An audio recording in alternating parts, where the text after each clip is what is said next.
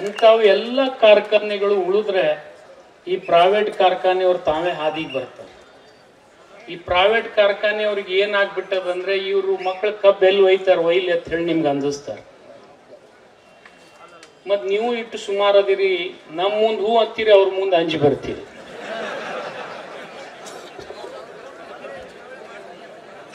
ಈ ಚಳವಳಿ ನೀ ರಾಜ್ಯಕ್ಕೆ ಮಾಡಿ ಕಾರ್ಖಾನೆ ವಿರುದ್ಧ ಎಲ್ಲಿ ಮಾಡಿ ತೋರ್ಸ್ ನನಗೆ.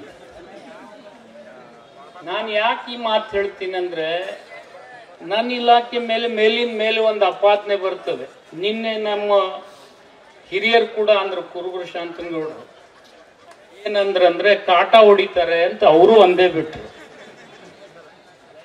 ನಾವು ನಿಮಗೊಂದು ವಿನಂತಿ ಮಾಡ್ಕೊಂಡಿವಿ, ಕಾಟ ಹೊಡೆದಂತ ಕಾರ್ಖಾನೆಯವರು ದಾಖಲೆ ಸಮೇತ ನೀವು ಸಿದ್ಧ ಮಾಡಿದ್ರೆ ನಾವು ಅವ್ರ ಮೇಲೆ ಕಾನೂನಿನ ಕ್ರಮ ಕೈಗೊಳ್ತೀವಿ, ಅವ್ರ ಕಾರ್ಖಾನೆ ಬಂದ್ ಕೂಡ ನಾವು ಮಾಡ್ತೀವಿ ಅಂತಕ್ಕಂಥ ಮಾತು.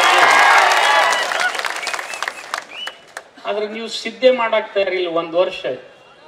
ನಾ ಮೊದಲನೇ ವರ್ಷ 2.5 ಲಕ್ಷ ರೂಪಾಯಿ ಬಹುಮಾನ ಇಟ್ಟಿ, 2ನೇ ವರ್ಷ 5 ಲಕ್ಷ ರೂಪಾಯಿ ಬಹುಮಾನ ಇಟ್ಟಿನಿ. ಇನ್ನೂ ಒಬ್ರು ಯಾರು ರಿಟರ್ನ್ ಕಂಪ್ಲೇಂಟ್ ಕೊಟ್ಟಿಲ್ಲ ರೈತರು. ಯಾರೋ ಒಬ್ರು ಒಂದು ಹಾವೇರೆ ಕೊಟ್ಟಾರ, ಅದು ಎಂದೋ ಸತ್ತಿದ ಕಂಪ್ಲೇಂಟ್ ಅದು 4 ವರ್ಷದ ಹಿಂದಿಂದ ಹಚ್ಕೊಟ್ಟಾರ. ಅದು ನಾ ನಿಮ್ಮಲ್ಲಿ ಧೈರ್ಯ ಮಾಡ್ರಿ. ಇವತ್ತು ಮುಖ್ಯಮಂತ್ರಿನೇ ಬಂದ್ರು ಬಿಡ್ಲಾರ್ದಂತ ಚುನ್ನಪ್ಪಣ್ಣ ಅದೊಂದು ಯಾಕೆ ಧೈರ್ಯ ಮಾಡೋಲ್ಲ ಅಂತ ನಾ ಕೇಳಬೇಕಾಗ್ಯದ. ನೀವು ಯಾರು ತುಡುಗು ಮಾಡ್ತಾರೆ ನಾ ಅವ್ರಿಗೆ ತುಡುಗು ಮಾಡಂತ ಹೇಳೋದಿಲ್ಲ. ನ್ಯಾಯಯುತವಾಗಿ ಇನ್ನೂ ಒಂದು 100-200 ಗ್ರಾಮ್ ಕಮ್ಮಿ ಹಚ್ಚಲಿ ನಾ ಬೇಡ ಅನ್ನೋದಿಲ್ಲ. ಒಂದು 2 ಕಿಲೋ ಕಮ್ಮಿ ಹಚ್ಚಲಿ ಬೇಡ ಅನ್ನಂಗಿಲ್ಲ. ಆದ್ರೆ ಟನ್ ಗಟ್ಲೆ ಹೊಡೆದ್ರೆ ಯಾರಾದ್ರೆ ಕುತ್ತಿಗೆ ಚೆಂಡ ಹಾಕ್ತಾರ.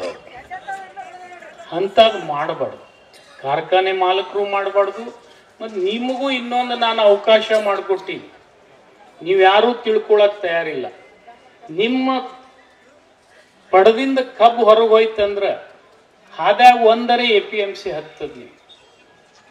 ನಾವು ಪುಕ್ಕಟ್ ಖಾಟ ಮಾಡ್ಕೊಡ್ತೀವಿ, 1 ಪೈಸಾ ತಗೊಳ್ಳೋ ಹಂಗಿಲ್ಲ. ಇಲ್ಲೇ ನಿಂತು ಹೇಳಿ ಹೋಗ್ತಾ ಇದ್ದೀನಿ ನಾನು. ಕಬ್ಬಿನವ್ರಿಗೆ ಮಾತ್ರ ಪುಕ್ಕಟ್ ಮಾಡ್ಬೇಕಂತ ಆದೇಶ ಮಾಡೀನಿ ನಾನು.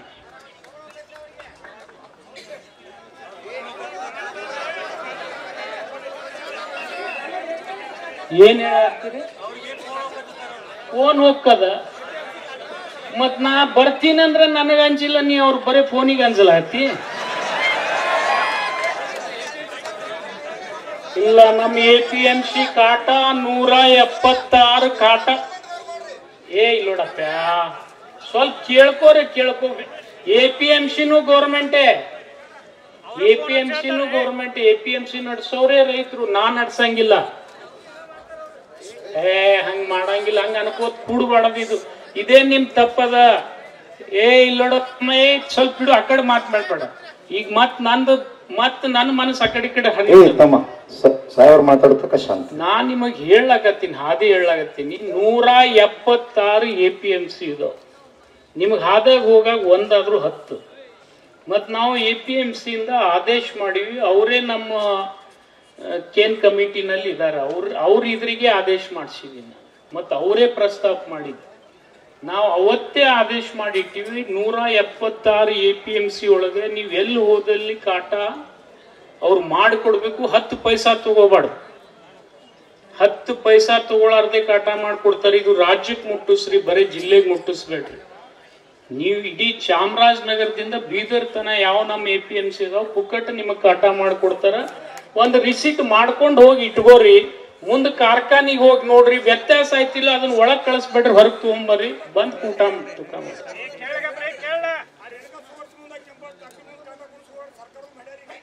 ಅದನ್ನ ನಾವು ಮಾಡೀವಿ. ಈಗ ನಾ ಅದನ್ನ ಮುಂದೆ ಹೇಳ್ತೀನಪ್ಪ, ನಾನು ಮುಂದೆ ಹೇಳ್ತೀನಿ.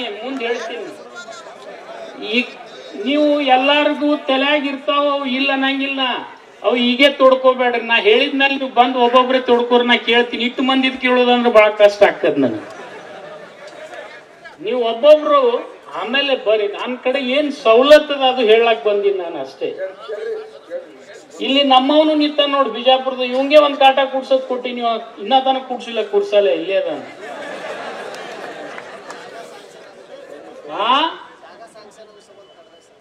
ಜಾಗ ಹೊಡೆದ ಕಿಶನ್ ಕೂಡ್ಸ್ ಆಮೇಲೆ ನಾನು ನೋಡ್ಕೋತೀನಿ. ಅದನ್ನೇನಿಲ್ಲ, ಅದು ಜಾಗ ಸ್ಯಾಂಕ್ಷನ್ ಮಾಡ್ಬೇಕು ಅವ ಕಾನೂನು ಪ್ರಕಾರ ಹೇಳ್ದಂಗೆ. ನಾನು ಅದಕ್ಕೂ ಪತ್ರ ಬರ್ದೀನಿ, ಅವ್ರಿಗೂ ಒಂದು ಕಾಟ ಕೂಡಿಸ್ಕೊಡ್ತೀನಿ ನಾನು, ನೀವು ಕೂಡಿಸ್ಕೋರಿ. ಮತ್ತು ಆ ಕಾಟ ರೈತ ಸಂಘದಿಂದೇ ಮೇಂಟೈನ್ ಮಾಡ್ರಿ ಅಂತೂ ಕೂಡ ನಾನು ಹೇಳಿದ್ದೀನಿ ನಿಮಗೆ.